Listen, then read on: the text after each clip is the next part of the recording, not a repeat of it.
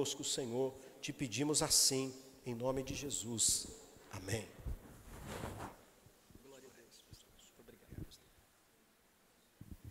Desejo cumprimentar a todos com a paz do Senhor. Quero expressar aqui a minha alegria, meu prazer, o meu contentamento de estar mais uma vez aqui com os irmãos, rever meu grande amigo, pastor dessa igreja, pastor Ivan, sua muito digna esposa. Nós glorificamos muito a Deus pela vida deles e pela vida de todos vocês, ok? Seja Deus louvado. Deus foi tão maravilhoso comigo nesse dia, que eu pude me dar o luxo de ter comigo nesse culto a minha esposa, que também pôde estar comigo nesse dia. A gente tem uma vida muito corrida, mas hoje deu tudo certo e nós conseguimos vir juntos aqui para adorar o nome do Senhor nosso Deus. A minha esposa, nós somos casados há 36 anos, completamos no dia 29 de novembro, agora temos um casal de filhos, casados. Essa semana agora, dia 16, meu filho completou 34 anos, e a nossa filha mais velha, permitindo Deus, mês que vem, completa 35. E nós temos um genro maravilhoso, uma nora maravilhosa, e glorificamos a Deus pela vida da nossa família. Agradeço muito a Deus, porque se a família for forte, a igreja será forte. Se a família for estruturada, a igreja será estruturada.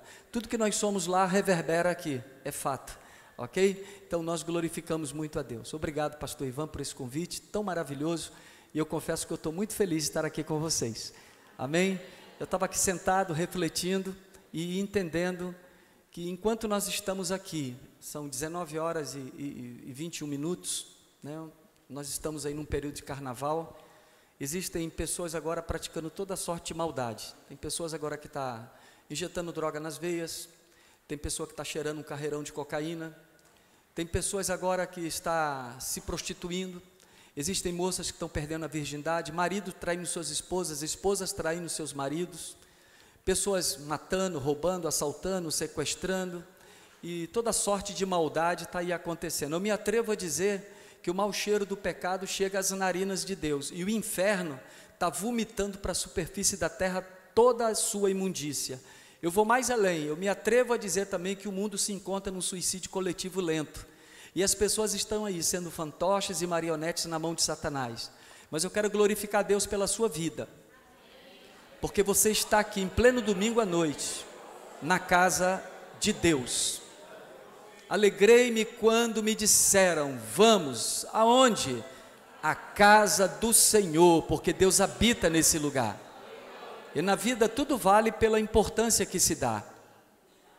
Por mais que a abelha fale para a mosca que a flor é melhor do que o lixo, depois que terminar essa resenha, sabe o que vai acontecer? Depois que terminar essa conversa, esse diálogo, a mosca vai voltar para o lixo e a abelha vai voltar para a flor. O que eu aprendo com tudo isso? Cada um vive em função da verdade que acredita.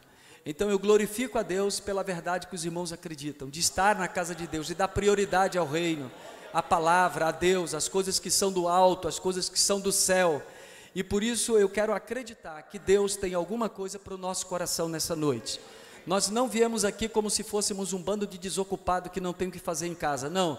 Nós viemos aqui porque cremos que Deus habita nesse lugar, ok? Vamos pensar hipoteticamente, que Jesus dissesse para nós assim, hoje eu não vou estar lá na igreja, não vou estar no templo, e nós viéssemos, e Jesus aqui não estivesse, lamento te dizer, não seria um culto, não seria nada além do que um ajuntamento de pessoas, mas o que nos estimula, nos motiva, nos enche de alegria, é o fato de nós sabermos e sentirmos que Ele está presente, habita nesta casa, e Ele quer nesta noite ser louvado e adorado, louvado pelo que faz, adorado pelo que é, e nós não vamos economizar, glória a Deus e aleluia, nós vamos engrandecê-lo, porque Ele merece, bendito seja o nome do Senhor para sempre, aleluia, e 1 milhão de glórias ao sacrossanto nome de Jesus nesta noite. Ele está presente, e a nossa voz tem que ser conhecida no céu, e eu vou mais além, por tua causa, pode ter certeza, o céu está em movimento. Deus ama você, não desistiu de você, conhece o teu nome, conhece o teu endereço, conhece a íris do teu olho, a tua arcada dentária e a tua digital, e quando Ele te fez, Ele quebrou a forma, você é o único sobre a face da terra, e Ele te ama, bendito seja o nome do Senhor.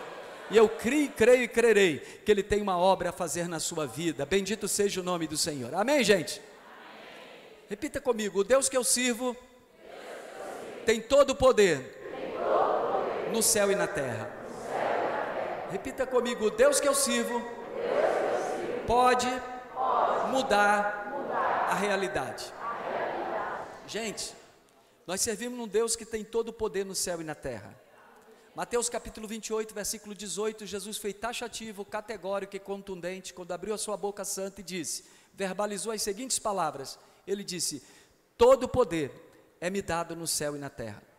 Ele não disse a metade do poder, um terço do poder, um oitavo do poder, ele usou um pronome indefinido abrangente: todo poder é me dado no céu e na terra.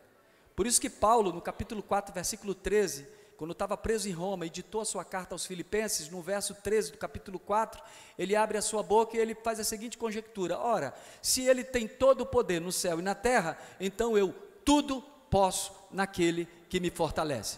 Ora, se ele tem todo o poder, mesmo estando preso em Roma, quando também escreveu a sua epístola à igreja de Éfeso, capítulo 3, verso 20, ele abre a sua boca e ele pensa, se ele tem todo o poder no céu e na terra, ele abriu a sua boca e disse, ora, aquele que é poderoso para fazer tudo, muito, mais, abundantemente, além daquilo que pedimos ou pensamos, segundo o poder que em nós opera. Permita-lhe dizer que o nosso Deus não é limitado, não é pequeno, não é raso, não é de pau, não é de gesso, não é de madeira, não é de alumínio, não é de tijolo, não é de qualquer outro material que você possa tocar. O nosso Deus é um Cristo vivo, e seus pés são como latão reluzente, seu cabelo é como a branca lã, sua voz é como voz de muitas águas, e os seus olhos são como chama de fogo. Ele é o nosso Deus, e dele, por ele e para ele são todas as coisas. Só quem entende isso, diga, só o Senhor é Deus. Abra sua Bíblia no capítulo 7, a partir do verso 11 do Evangelho segundo escreveu São Lucas. O Deus que muda a realidade está presente na casa, e se Ele está presente na casa, o nome dEle há de ser glorificado. Aleluia, bendito seja o nome do Senhor. Lucas 7, a partir do verso 11 até o versículo 17, quem já achou, diga assim, eu vou para o céu. Quem não achou, diga, eu vou também.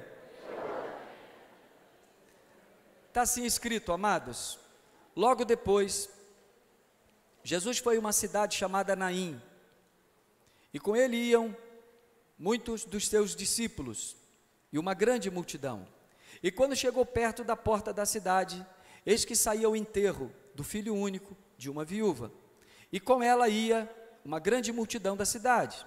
Ao vê-la, o Senhor sentiu-se grande compaixão por ela, e lhe disse, não chores. Chegando-se, colocou a mão no caixão, no esquife, e, parando os que levavam, disse, jovem, a ti te digo, levanta-te. O rapaz assentou-se, começou a falar, e Jesus o entregou à sua mãe.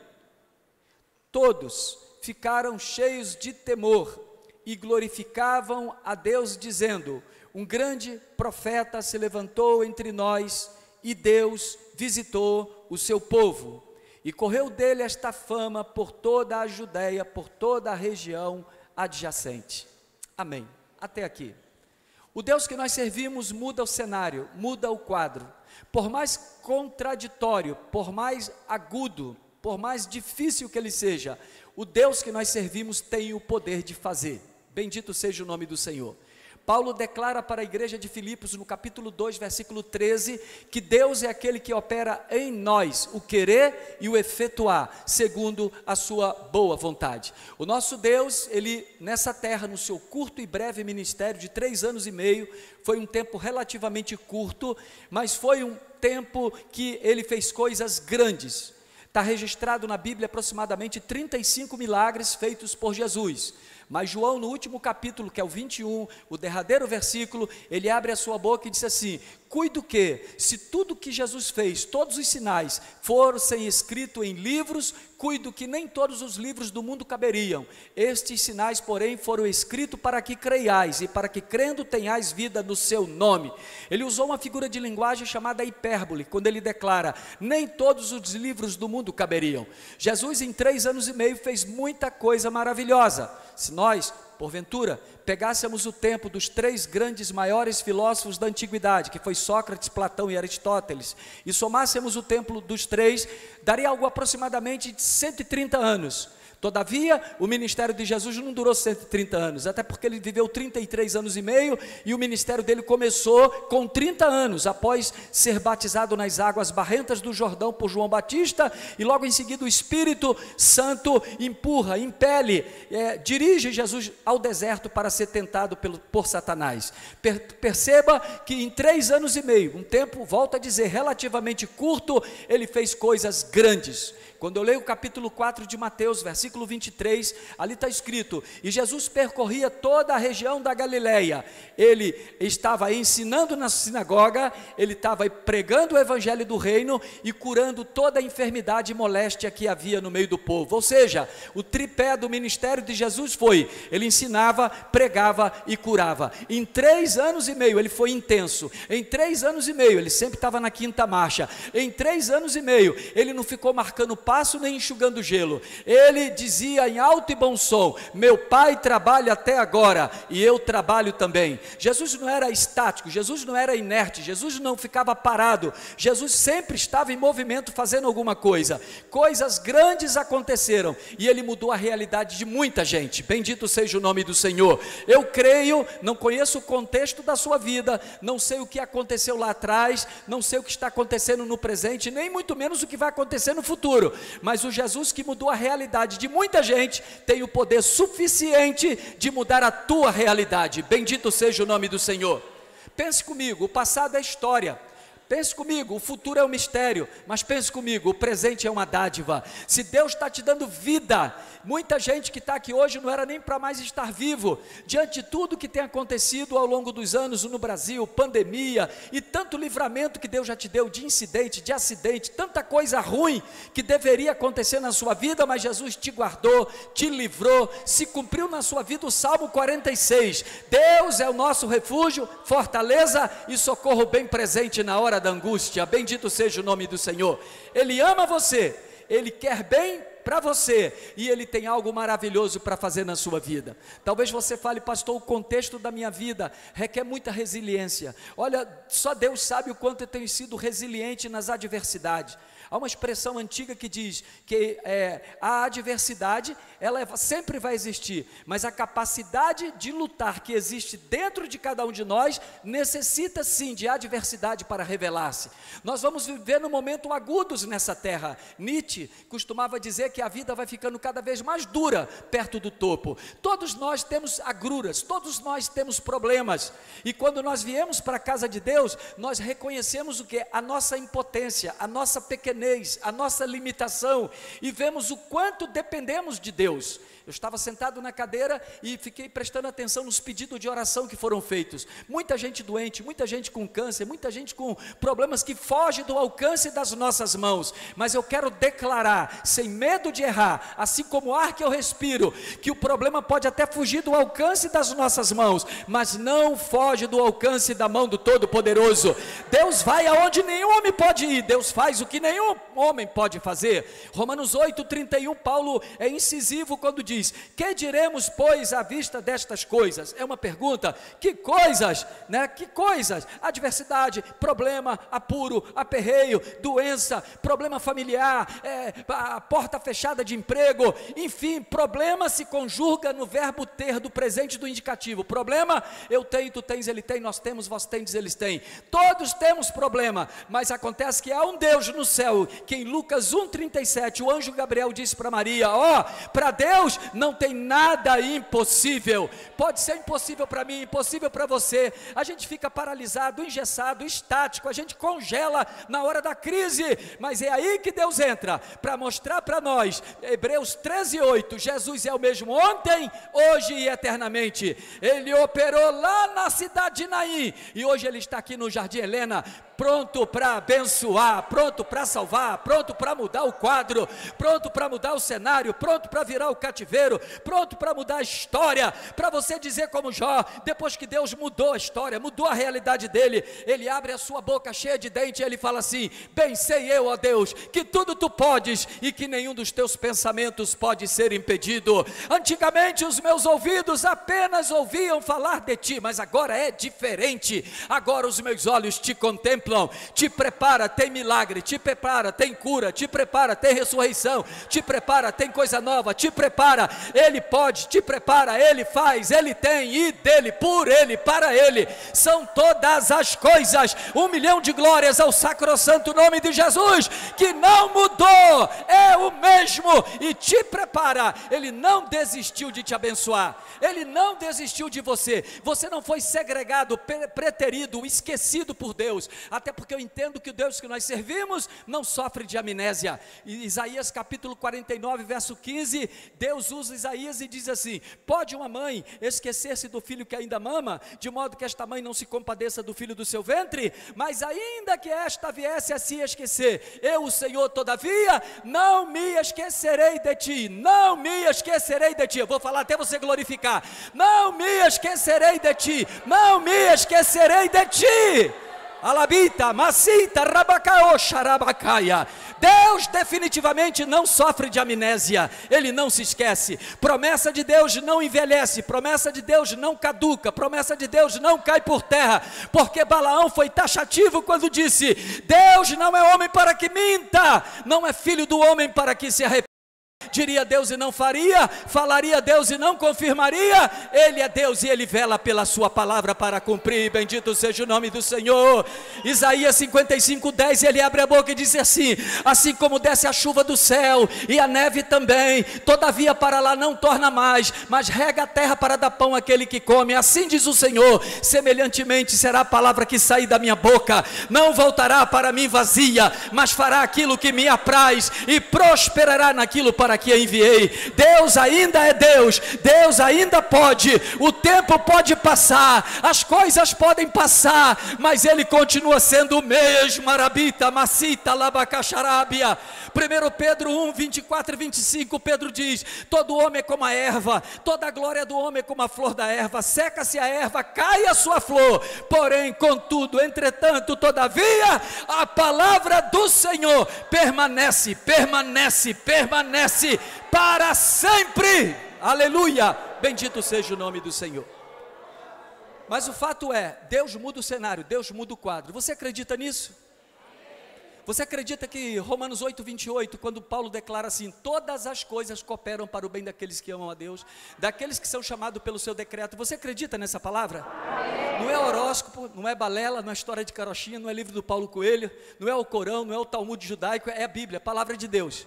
Tá bom? Está escrito que todas as coisas cooperam, colaboram, somam, somatizam para o bem daqueles que amam a Deus. Você acredita nisso de verdade? Então eu vou te confrontar. Se você acredita nisso de verdade, por que você está desse jeito? Não permita que o barulho externo seja mais alto do que a voz de Deus no teu coração. Cada encontro que você tem com Deus, Deus tira algo teu e coloca algo dele. Por isso que em cada culto a gente sempre sai melhor. A gente sai mais alegre, mais animado, com mais fé, com mais entusiasmo, com brilho no olho, né? Batendo no peito e dizendo: em todas essas coisas somos mais do que vencedores.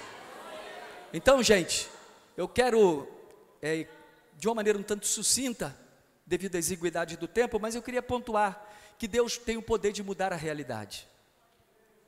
O que faz um contraponto à fé não é a dúvida, é um paradoxo.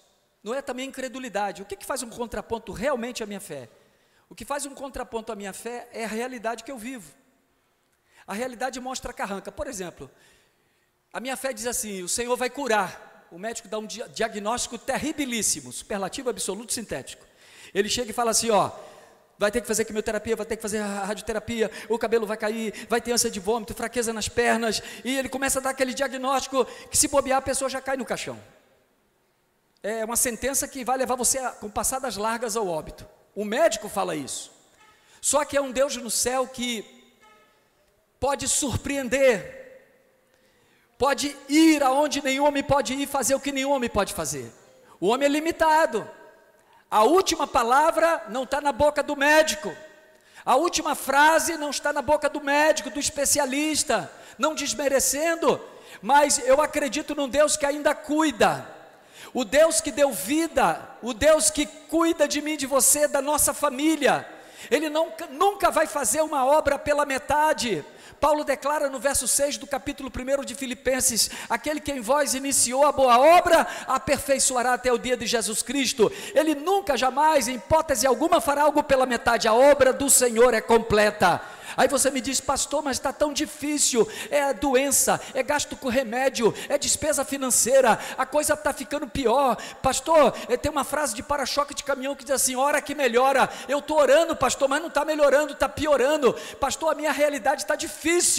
Deixa eu lhe declarar uma coisa muito forte. Martin Luther King, o pastor negro batista que lutou contra a segregação racial americana, um dia, no momento agudo da batalha, quando ele estava no olho do furacão, ele abriu a sua boca e disse o seguinte: mesmo as noites completamente sem estrelas podem sim anunciar a aurora de uma grande realização. Eu quero declarar para você que o nosso Deus pode. Ele abria a sua boca e ele dizia: se eu soubesse que amanhã o mundo viesse a se desintegrar, ainda hoje eu plantaria a minha macieira. Nós temos que acreditar. Tem alguém doente, tem alguém enfermo, tem alguém debilitado, o médico deu uma palavra de uma sentença terrível, mas quando eu leio o capítulo 53 do profeta Isaías, a minha alma é nutrida, fortalecida, vitaminada, erguida pela boa mão do Senhor. E o que está escrito em Isaías 53, a partir do verso 1, Deus usa o profeta e diz assim: quem deu crédito à nossa pregação e a quem se manifestou o braço do Senhor. Aí ele vai declarando e diz: porque foi subindo como renovo perante ele, como raiz de uma terra seca, não tinha parecer nem formosura, e olhando nós para ele, nenhuma beleza víamos para que o desejássemos. Era desprezado, mas indigno dentre os homens e experimentado no trabalho. Verdadeiramente ele tomou sobre si nossas dores, nossas enfermidades, e nós ainda o reputávamos por aflito, ferido de Deus e oprimido, mas ele foi ferido pelas nossas transgressões, foi moído pelas nossas iniquidades. O castigo que nos traz a paz estava sobre ele, e pelas suas pisaduras nós somos curados, nós somos sarados, nós somos libertos, nós somos abençoados. Bendito seja o nome do Senhor. Ei, ele fez e ele faz, ele curou no passado, ele cura no presente. O brilho da glória dele não diminuiu, ele continua sendo Deus, aleluia, e ele tem poder de mudar a tua realidade. Glórias, bendito seja o nome do Senhor por isto. A Bíblia informa, a Bíblia fala acerca dessa mulher, uma mulher que a Bíblia não fala o nome dela, a Bíblia só fala, ela é conhecida pelo seu estado civil, que era viúva, e pela cidade que ela nasceu, que era Naim. Então ela é conhecida como a viúva de Naim. É interessante que a Bíblia não dá muita informação sobre ela, tanto é que esse milagre não é registrado em Mateus, não é registrado em Marcos, não é registrado no Evangelho de João. O único endereço que tem esse milagre é aqui justamente no capítulo 7, a partir do verso 11 de Lucas. Lucas, que foi cirúrgico, foi preciso, olhou com lupa e ele escreveu acerca deste grande milagre que Jesus realizou. Permita-lhe dizer que até o presente momento, os discípulos tiveram o privilégio de ver Jesus transformar a água em vinho, eles tiveram o privilégio de ver Jesus multiplicar pão e peixe, tiveram o privilégio de ver Jesus curar o cego, limpar o leproso, tiveram o privilégio de ver Jesus curar o surdo, tiveram o privilégio de ver Jesus libertar pessoas, libertar vidas, expulsar demônios. Eles tiveram um privilégio com P maiúsculo muito grande, todavia eles nunca tinham visto o que eles viram nesse dia, até porque a ressurreição do filho da viúva de Naim é a primeira ressurreição realizada por Jesus. Ninguém tinha visto ainda Jesus ressuscitar ninguém, e eles tiveram este privilégio. Mas eu queria pontuar com você algumas coisas acerca desta mulher rotulada como a viúva de Naim. Naim era uma cidade muito pequena, na verdade era um vilarejo, um vilarejo agrícola, que ficava aproximadamente a 50 quilômetros da cidade de Cafarnaum. Cafarnaum foi o centro de cura de Jesus. De cada 10 milagres que Jesus operou, de pelo menos 7 a 8, ele realizou na cidade de Cafarnaum. E Cafarnaum é um lugar de tumulto, é um lugar de vários problemas, tanto é que Cafarnaum é a cidade de Naum, mas foi o centro de cura de Jesus. Jesus ali, o povo recebia Jesus com alegria, com entusiasmo, foi o centro de cura de Jesus. Todavia, Jesus sai de Cafarnaum. Detalhe, Jesus tinha acabado de efetuar uma cura à distância do criado do centurião. O criado do centurião, que era um capitão da guarda romana que tomava conta de uma centúria, daí a nomenclatura centurião, ele tinha um criado que estava em adiantado estado e estava muito mal. Ele tinha feito de tudo que podia, mas o menino não melhorava. E a Bíblia relata que ele se humilhou diante de Jesus em Cafarnaum e disse: meu criado está em casa violentamente atormentado. Capítulo 8 de Mateus. Aí Jesus fala assim: eu irei e lhe darei saúde. Aí ele olha para Jesus e surpreende Jesus com uma palavra de fé. Qual é?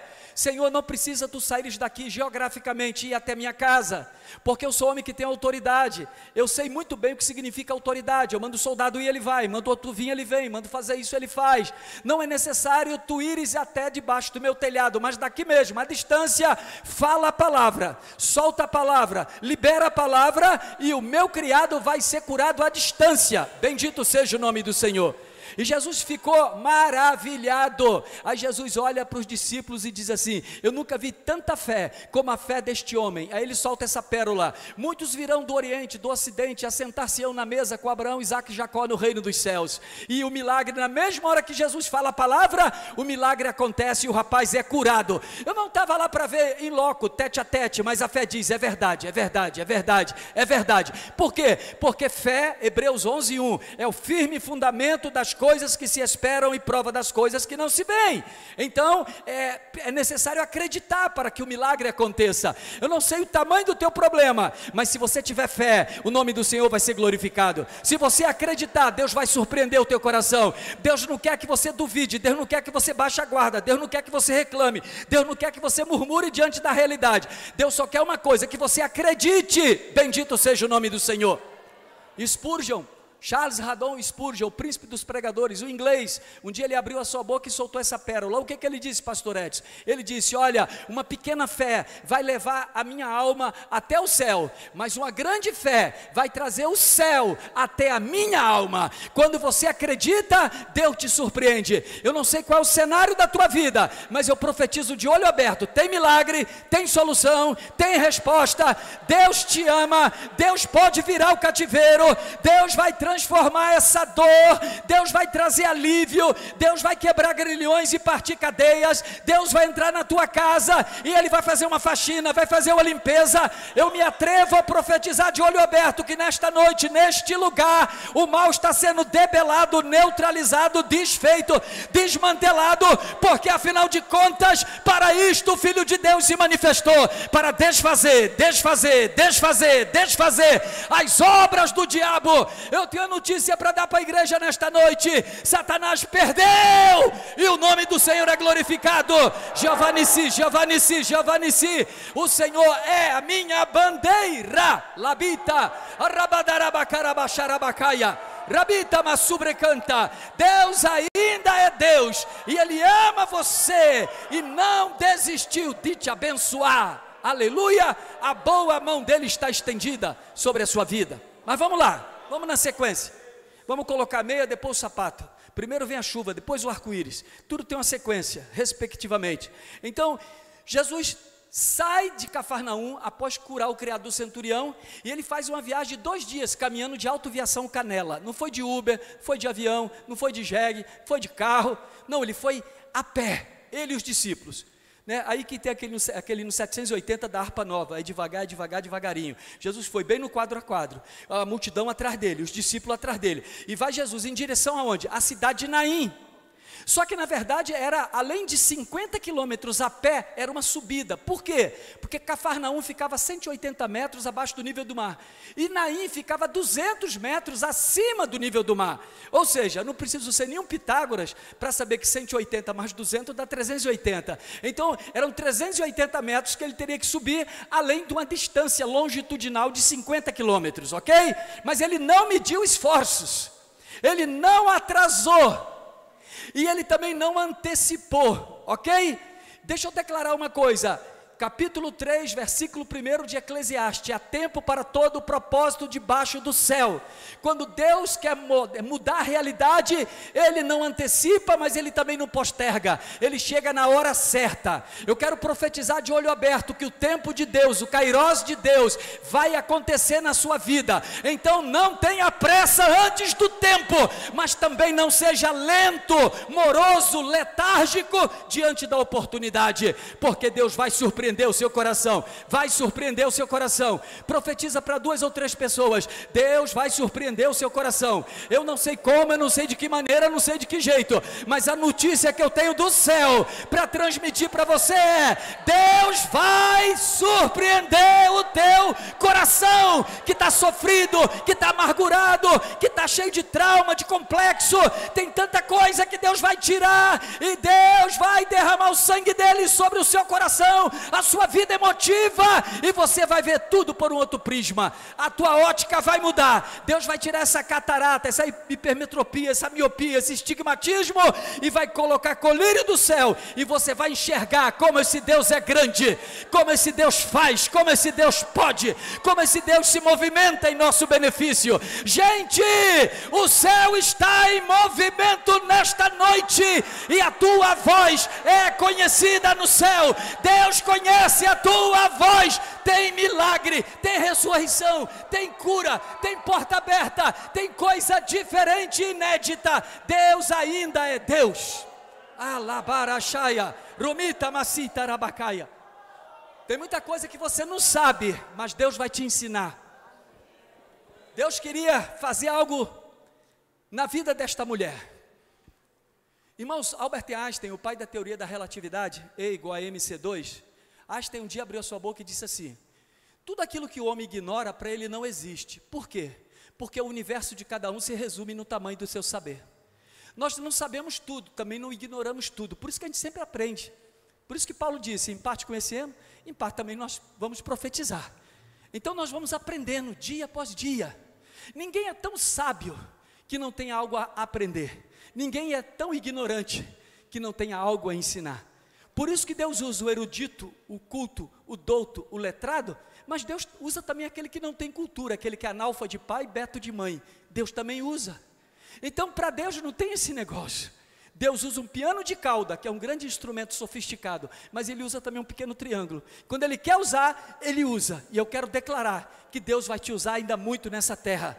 Deus está te preparando. Você é uma pedra bruta que Deus está lapidando. Você hoje é carvão, mas Deus manda te dizer que você tem que aguentar a pressão, porque quem aguenta a pressão se transforma em diamante. Bendito seja o nome do Senhor. Ok? Essa mulher, irmãos, Jesus está se aproximando da cidade de Naim, 50 quilômetros andando. Só que quando Jesus chega, ele não entra na cidade de Naim. Naim, irmão, significa aconchego. Naim significa cidade charmosa, aconchegante, acolhedora. Era uma cidade muito pequena e de gente muito pobre. Essa viúva, ela era pobre, pobre, pobre de marré, marré, marré. Pobre, pobre, pobre de marré de si. E dentro da cultura judaica, por mais pobre que a pessoa fosse, ela tinha que contratar 2 flautistas e uma carpideira por ocasião do enterro. E pense comigo, ela já não tinha nada. Se cumpriu nela a lei de Murphy. Não existe nada tão ruim que não possa vir a ser piorado. Ok? Todo cisco vai encontrar um olho, coisa do tipo. E ela estava numa situação que para ficar ruim realmente precisava melhorar muito. Porque ela já travava uma luta de ter perdido o marido ainda jovem. E toda vez na cultura judaica que a mulher perdia o marido, ela era estigmatizada ou vista da seguinte maneira: ela cometeu algum pecado, Deus está punindo a vida dessa mulher. No dia do enterro desse rapaz, que tinha aproximadamente 21 anos, que a Bíblia também não fala o nome dele, e não diz a causa da morte, o motivo da enfermidade. No entanto, essa mulher sofreu uma perda.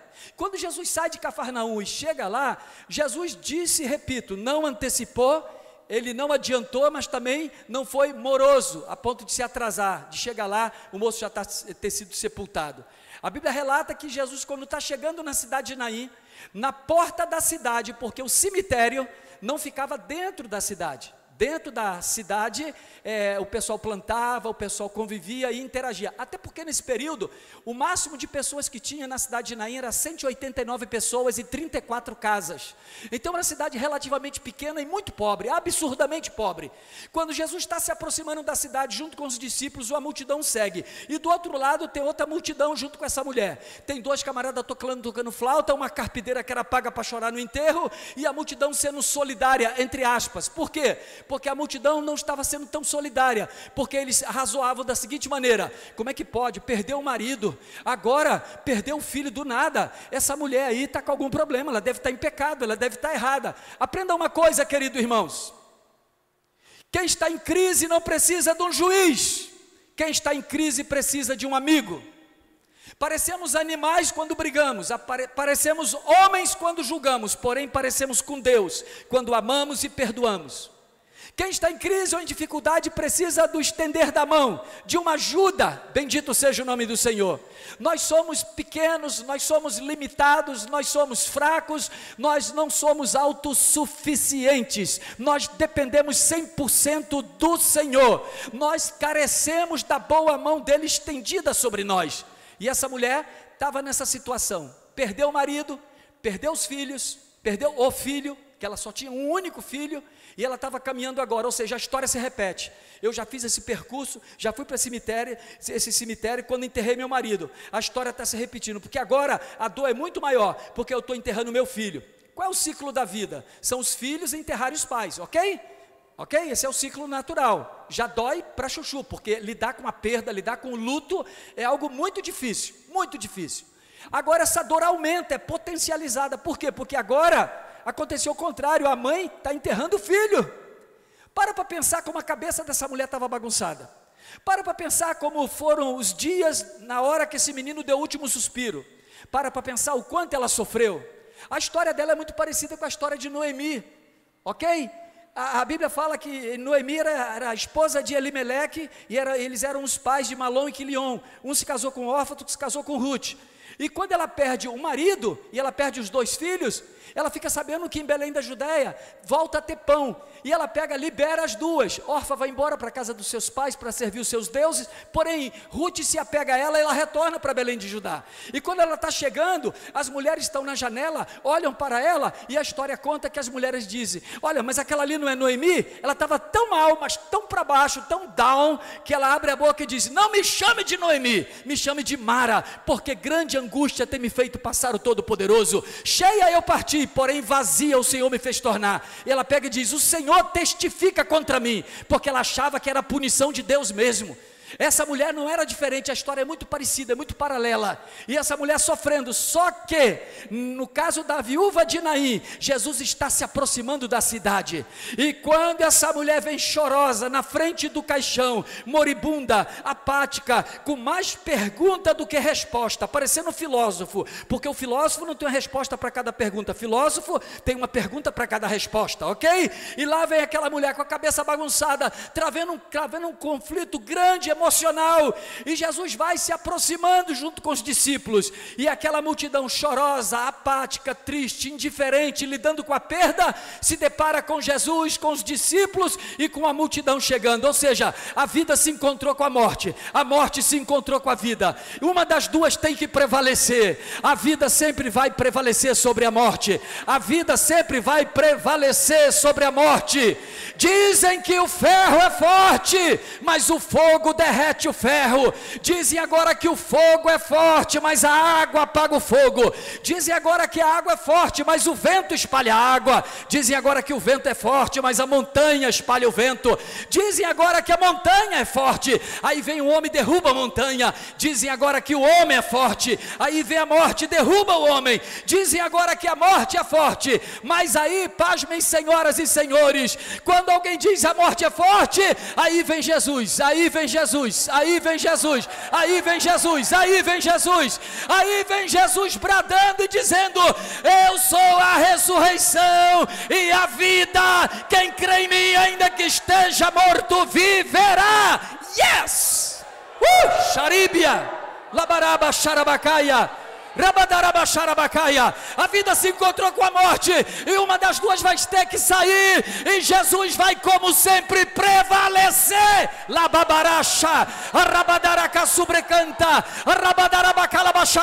Tem ressurreição de Deus para a tua vida.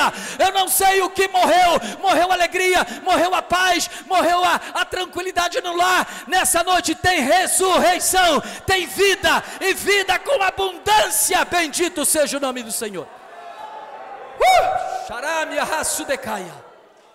Aleluia. Interessante que essa mulher, a viúva de Naim, ela não viu Jesus, mas está escrito assim: e vendo-a o Senhor. Foi Jesus que olhou para ela, não foi ela que olhou para Jesus. Muito pelo contrário, estava assim, de cabeça baixa, estava com a cabeça fervendo, sem falar nada.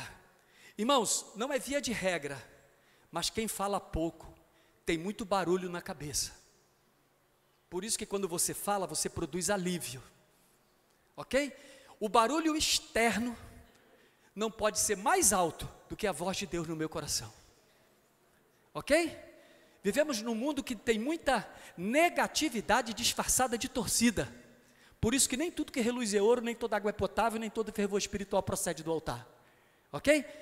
O ex-presidente Abraham Lincoln já dizia: engana-se todos, algum tempo, engana-se alguns, todo o tempo, mas não dá para enganar todos, todo o tempo. Que conclusão que eu chego? Tudo na vida é questão de tempo. Por isso que eu tenho que viver um dia de cada vez. Bendito seja o nome do Senhor. Jesus olha para ela e está escrito: e vendo ao Senhor, sentiu íntima compaixão. Primeiro Jesus a viu. Jesus conseguiu enxergar o estado emocional daquela mulher. Jesus olhou para dentro do coração dela e ele se compadeceu. A Bíblia diz que ele teve íntima compaixão. O que significa íntima compaixão, pastor? É você se colocar no lugar do outro e sentir o que o outro está sentindo. O mundo que nós vivemos seria muito melhor se todos nós, ao invés de julgarmos, pensássemos da seguinte maneira: e se fosse comigo? Se nós pensássemos assim, nós sofreríamos o menos e seríamos muito mais solidários com o próximo. O detalhe é, Jesus se põe no lugar dela, e Jesus olha para ela, e Jesus fala uma frase que eu acho tremenda. Jesus abre a sua boca, olha para ela, vai se aproximando. Todo mundo fica olhando assim, estarrecido, como é que pode? Os coveiros estão lá esperando o rapaz para enterrar. Jesus está atrapalhando o enterro. Jesus se depara com aquela multidão, se depara com aquela mulher, olha para a mulher, bem no olho dela, e Jesus verbaliza essa palavra. Jesus olha e fala para ela assim: não chores. Alguém olhou e podia ter censurado, mas que colocação descabida. Não tem como não chorar. Tudo corrobora, tudo contribui para ela chorar. Porque quando o coração não aguenta mais, transborda pelos olhos. Chorar faz bem para a alma, chorar lava a alma. A Bíblia não diz que Jesus sorriu, que Jesus deu uma gargalhada, mas em João 11:35 está escrito: Jesus chorou. Até Jesus chorou. E aqui Jesus olha para ela e fala: não chores. É mais ou menos assim que Jesus queria dizer: olha, não chore porque a história da tua vida vai ter um final feliz. Não chore porque tem milagre para acontecer. Não chore porque estão levando esse homem para o endereço errado, ele vai voltar para casa.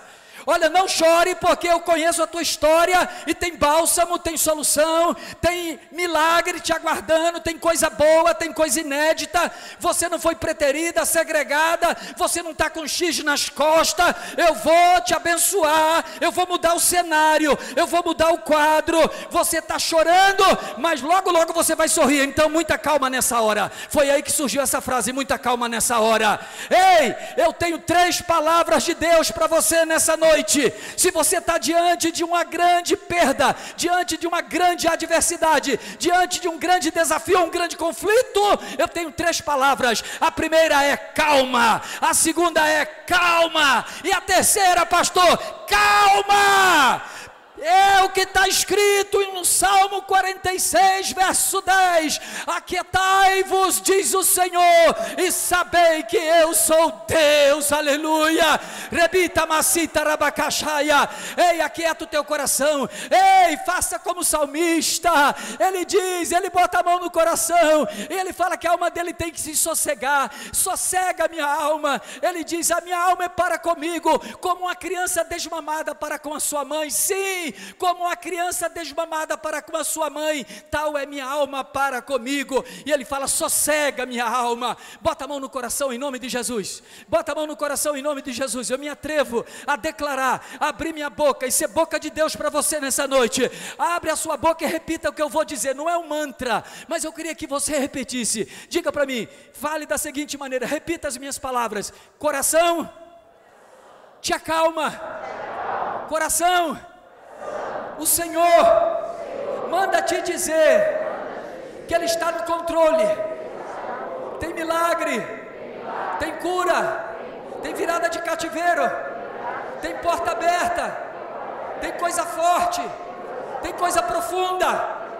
Coração, o Senhor luta as tuas guerras, pleiteia a tua causa, descansa, dias melhores virão, e a história terá um final feliz.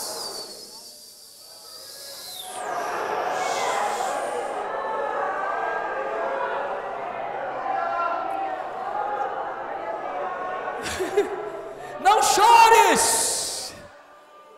Eu não sei onde está doendo, porque a dor tem pressa. Permita-lhe dizer com muito respeito que eu lhe tenho: a dor é a sala de aula dos fortes. Se está doendo, pode ter certeza, vai ter resposta de Deus, porque a dor tem pressa. Deus não tem prazer em ver você o tempo todo sofrendo. Deus quer te produzir alívio nesta noite.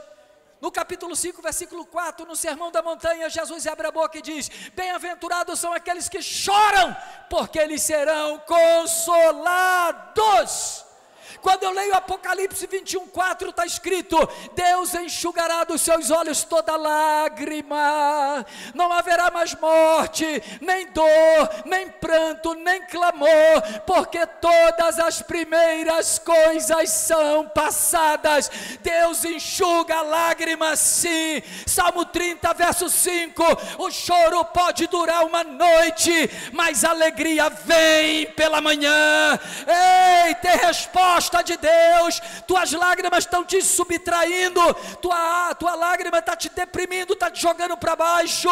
O salmista travou crise, e no Salmo 42, versículo 3, o salmista diz: minhas lágrimas têm sido o meu alimento de dia e de noite, porque me perguntam o tempo todo, olham para mim em tom de escárnio e dizem: onde afinal de contas está o teu Deus? Deixa eu declarar uma coisa: talvez alguém zombe de você, um parente, um vizinho usado por Satanás, alguém no emprego, algum desafeto, alguma pessoa que não gosta de você e está perguntando: olha, é crente, olha como é que ele está, serve a Deus, olha a situação dele, parece que Deus virou as costas para ele. Deixa eu declarar uma coisa: Deus vai mudar a história da sua vida. Deus vai mudar a história da sua vida. Ei, um dia Charlie Chaplin disse um negócio que eu acho lindo, e ele declarou o seguinte: a vida, olha o que esse camarada falou. Ele diz: a vida, quando a gente olha de perto, ela é uma tragédia, mas quando é enxergada de longe, ela se torna uma comédia. Tudo aquilo que acontece e que entristece o teu coração faz você chorar, mas você não vai chorar para sempre, ok?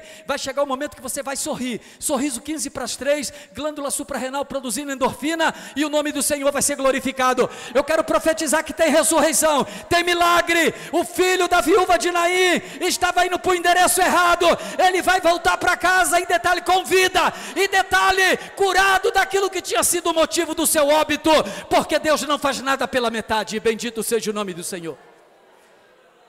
Ele se coloca no lugar daquela mulher, ele se aproxima do esquife, do caixão, ele não toca no morto, porque segundo a lei da purificação, ele tinha que sofrer um processo de purificação de pelo menos 7 dias, se tocasse porventura no morto. Mas Jesus vai e toca no caixão, e quando toca no caixão, os caras que estão levando o caixão param. Aí Jesus olha para o camarada que está mortinho da Silva, não respirava, coração não batia, pulso não pulsava, morto, literalmente, definitivamente morto. Aí naquele momento a vida chega, é mais ou menos assim: morte, morte, vaza, morte, vai saindo. Irmãos, quando Jesus chega, tem vida. Quando Jesus chega, a morte tem que vazar. Ei, água e óleo não se mistura, vai ter que sair fora, vai ter que vazar, vai ter que vazar. Jesus olha para aquele mancebo, ele não faz nenhum tipo de, ele não gesticula, não tem um aparato, não tem plumas e paetês, está entendendo? Ele só abre a boca. Irmão, quando o nosso Deus abre a boca e fala alguma coisa a teu respeito, acredite. E sabe o que ele me autoriza a dizer para você nesta noite? Ele está segurando na tua mão, ele está entrando contigo dentro da tua casa, ele está olhando para você dizendo: filha, filho, não temas, eu estou contigo, não te assombres, eu sou teu Deus, eu te ajudo, eu te esforço, e eu, o Senhor, te sustento, te sustento, te sustento com a destra da minha justiça. Nenhum mal vai chegar, nada de ruim vai acontecer nessa noite. Toda macumba, toda feitiçaria, toda pagelância, todo o trabalho de cachoeira, todo o sofisma, tudo aquilo que é mal, tudo aquilo que é nocivo, tudo aquilo que é diabólico, está anulado, está neutralizado, cai por terra, e você vai abrir a boca e vai cantar: pastor Adson, a minha alma escapou, assim como um pássaro escapa do laço do passarinheiro, o laço quebrou, e eu escapei, eu escapei, eu escapei, eu escapei, eu escapei, eu escapei. Está difícil, mas não fique aí de maneira passiva ou omissa, reaja. Não está escrito na Bíblia. 1 Edson, capítulo 1, verso 10. Pássaros engaiolados acham que voar é uma doença. Vou repetir: pássaros engaiolados acham que voar é uma doença. Até que um dia alguém abre a porta da gaiola e ele voa, porque a essência do pássaro é para voar. Deus não te quer preso. Com muito respeito que eu lhe tenho, mas com muito mesmo, eu vou falar uma coisa. Todos nós, a começar por mim, temos mais problemas imaginários do que reais. A gente morre antes de tomar o tiro. A ansiedade é algo terrível. A cabeça dessa mulher estava empolvorosa, mas Jesus olha para o rapaz, para o enterro, todo mundo fica olhando com um bagão de olho, aí todo mundo fica com a boca aberta assim, ó. Se batesse uma foto, pegava a amígdala, todo mundo de boca aberta. Aí Jesus, naquele momento, para o enterro, alguém, o que ele vai fazer? Aí Pedro, João, Tiago, Bartolomeu, Companhia Limitada está ali. Selva, é nós, Queiroz. Jesus vai fazer acontecer aí, vai dar barulho, hein? Vai dar barulho. O mestre chegou com os 2 pés. Ele andamos 50 quilômetros, não é brincadeira não. E Jesus já estava se preparando para dar resposta para os emissários de João, porque logo os emissários de João chegaram com dúvida para Jesus, falavam: ó, João, aquele que diz que tu é o Cordeiro de Deus que tira o pecado do mundo, ele está com a cabeça bagunçada na hora da crise. Ele mandou te fazer uma pergunta, Jesus, o que foi? Ele está perguntando se tu és aquele que havia de vir mesmo ou se ele tem que esperar outro. Jesus já estava se preparando, porque logo após esse milagre, Jesus já tinha uma resposta para dar para João. Mas Jesus estava tranquilo, calmo, sereno e tranquilo. E naquele momento, irmãos, Jesus olha para aquele mancebo. Os discípulos ficam olhando. E os discípulos estão ali. Pedro falou: o mestre vai pegar pesado. O nome do filme é Jogo Bruto. Olha, Jesus vai fazer um negócio tremendo. Só que ninguém tinha visto ainda Jesus ressuscitar. Viram aquilo que os olhos deles até o presente momento não tinham presenciado. Deixa eu declarar uma coisa para você: Deus vai fazer algo na tua vida que você nunca viu. Profetiza para 3 pessoas: Deus vai fazer alguma coisa na sua vida que você nunca viu. Deus vai fazer um milagre na tua vida que você nunca viu. Deus vai virar o cativeiro de uma forma tão linda e você nunca viu, e você vai ficar jubiloso, vai glorificar o Senhor. Deus vai fazer algo inédito, diferente. Quando tudo se nivela, o que vale é a diferença. Eu tenho que acreditar que tem ressurreição. Está morto, mas a vida chegou, e quando a vida chega, o milagre acontece. Bendito seja o nome do Senhor. O que é que Jesus faz, pastor Edson? Ele olha para o mancebo e fala: mancebo, a ti te digo, levanta-te. Irmãos, eu conheço alguns crentes que se tivesse lá nesse dia, tipo aquelas pegadinhas, sabe? Mais ou menos assim: mancebo, a ti te digo, levanta-te. Irmãos, pasmem, senhoras e senhores, o menino vai, fica sentado e começa a falar. Irmãos, eu acredito que se algum de nós estivéssemos lá, que é isso, Jesus? Teu sangue tem poder. E vazava. Porque milagre deixa a gente assombrado. Olhe para cá e guarde essa. Se você guardar só essa frase que eu falar agora, já está de bom tamanho. Eu vou dizer que o objetivo foi atingido. Deus pega o comum, transforma em excepcional. Pega o ordinário, transforma em extraordinário. Pega o natural e transforma em sobrenatural. Milagre não se explica, se acredita ou não. Deus vai fazer algo na tua vida que é inexplicável. Deus vai tocar na carne, Deus vai tocar no músculo, Deus vai tocar nos ossos, Deus está tocando no sangue, Deus está tocando no pâncreas, Deus está tocando no baço, Deus está tocando no fígado, Deus está tocando no coração, Deus está tocando em cada célula do teu corpo, membrana, citoplasma, núcleo. Eu quero profetizar cura, libertação, saúde.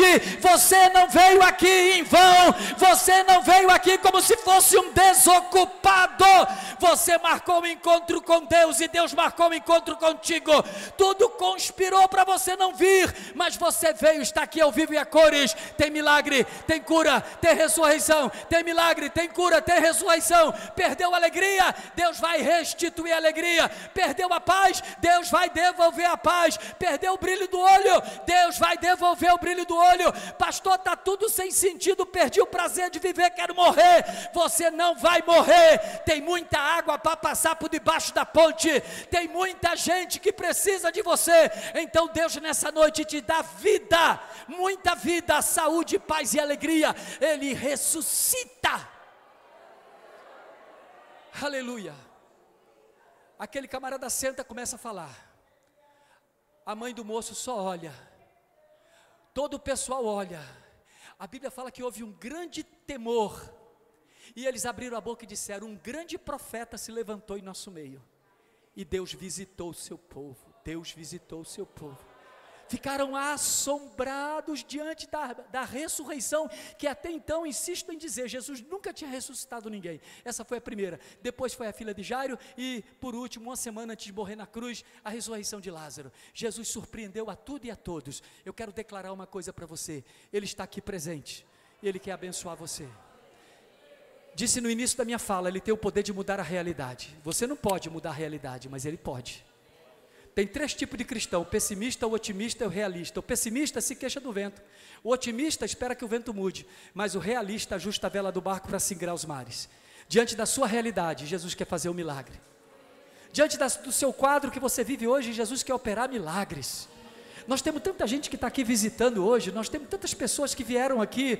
Pastor, hoje é carnaval, quem diria eu em pleno domingo à noite numa igreja, ouvindo um pastor magrinho de óculos falar direto e reto, e eu olhando para ele pensando: meu Deus, onde é que desliga?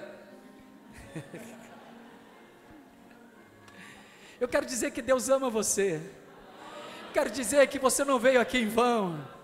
Eu quero dizer que houve uma guerra espiritual grande hoje, nesse dia. Tudo conspirou para você não vir, mas você veio. Ele quer salvar, quer libertar, quer escrever uma nova história. Não dá para voltar atrás e fazer um novo começo, mas dá para começar agora e fazer um novo fim. Bendito seja o nome do Senhor. Ele está aqui de braço aberto, dizendo: vinde a mim todos que estáis cansados, oprimidos e sobrecarregados. E o que vai acontecer, Jesus? Eu vos aliviarei, eu vos aliviarei. E tem alívio, tem resposta, tem acolhimento, tem um abraço de Deus. Ele não está aqui para te acusar, apontar o teu defeito, a tua imperfeição. Ele está aqui para te acolher. É mais ou menos assim: nós vamos começar tudinho de novo, vamos começar do zero. A caneta que escreve a história da tua vida, querido e querida, não está na tua mão, está na mão de Deus. E Ele vai escrever coisas novas e diferentes, e o nome dele vai ser glorificado. Com a aquiescência do pastor da igreja, eu queria tomar liberdade, dentre as muitas pessoas que vieram aqui, eu quero glorificar a Deus pela sua vida. Só quero dizer uma coisa para você: quando você nasceu, todos sorriram, só você chorou. Viva a tua vida com Deus de uma tal maneira que quando você morrer, todos possam chorar e só você sorrir. Deus quer fazer algo diferente na sua vida. Ele quer te abraçar. E eu vou fazer a pergunta que não quer calar, a primeira da FUVEST. E a pergunta vai ser essa: quem quer voltar para Jesus? Quem quer voltar para Cristo? Já cantei, já toquei, já preguei, mas na hora que eu mais precisei de ajuda, soltaram a minha mão, pastor. E eu sofri muito. Eu estou sem força. Mas o Senhor quer te salvar, quer trazer você de volta e quer te usar com o dom e talento que Ele te deu, e você sabe disso. Então eu queria que você levantasse a sua mão no gesto assim: pastor, eu quero voltar para Jesus hoje. Hoje é domingão. Hoje é um domingão. Esse é o dia que nos fez o Senhor. Regozijemos-nos, alegremos-nos nele, na galeria. Meu lado direito, meu lado esquerdo. Eu quero voltar para Cristo, pastor. Não adia, não posterga. Ele ama você. Levante a sua mão. Gesto apenas. Todo gesto de fé na terra produzirá no céu uma manifestação de glória. Levante a sua mão. Pastor, eu preciso aceitar Jesus. Eu nunca aceitei Jesus como meu Salvador. Eu preciso aceitar Cristo. Está difícil, pastor. Já passou tanta coisa ruim na minha cabeça. Mas eu quero dizer que Deus quer escrever uma nova história. Quem está em Cristo, 2 Coríntios 5,17, quem está em Cristo, nova criatura é. As coisas velhas se passaram e tudo se fez novo. Você que está aqui conosco, levante a sua mão. Eu quero ter a alegria de orar pela sua vida. Temos um rapaz ali, continue, levante a sua mão. Não? Ok? Já aceitou a Cristo? Perdoe. Você levantou a mão. Tem alguém na galeria do meu lado esquerdo?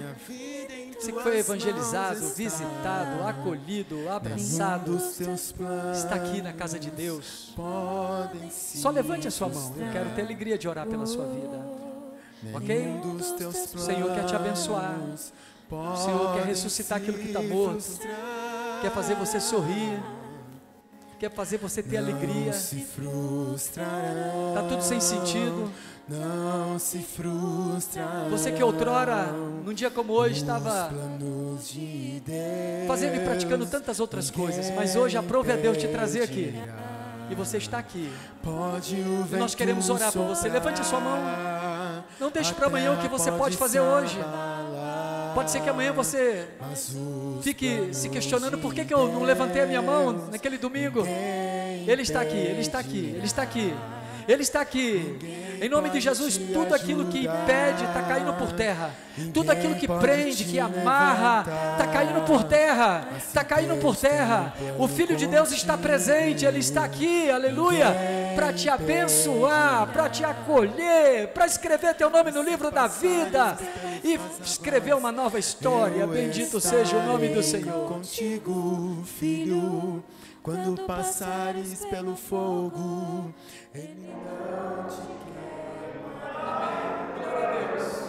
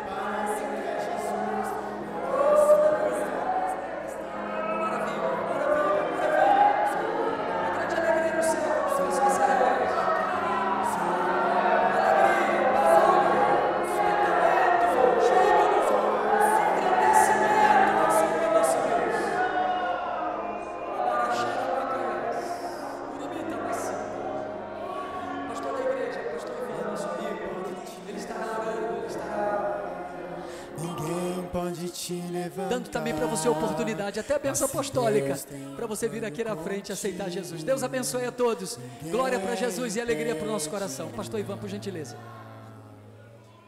Aleluia. Fique de pé, meus irmãos. Estenda suas mãos para cá. Se alguém mais está aqui entre nós, o Senhor não te trouxe aqui em vão. Também quero fazer aqui uma terceira via de convite. Tem muita gente nos dias de hoje